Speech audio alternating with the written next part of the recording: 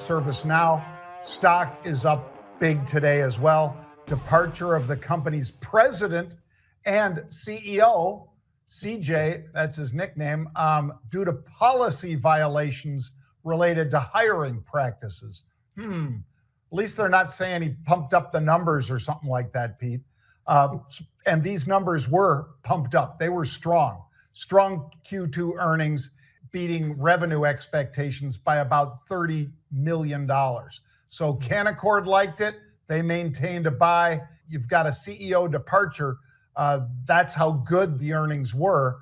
I don't think they're so much applauding the departure, Pete. They're just happy it wasn't for some of the other reasons that would make them more concerned. John, I think you're exactly right. I mean, anytime that somebody from the C-suite steps down, especially anytime near earnings or on the date of earnings, that's usually going to be something that's going to affect somebody, and the stock is going to be moving to the downside, most likely, usually. Not the case here.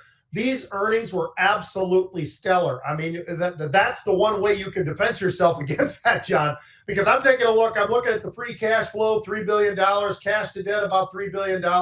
By the way, earnings were up 32% year over year. That sounds pretty good. Revenue was up 22.5% year over year. That sounds pretty good. Subscriptions up 23% year over year.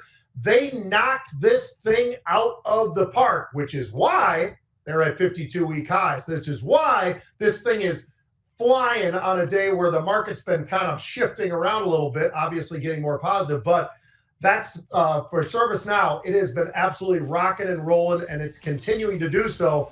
I wouldn't be surprised, John, to see this thing actually have an extension to the run, not just today, but maybe tomorrow, maybe next week.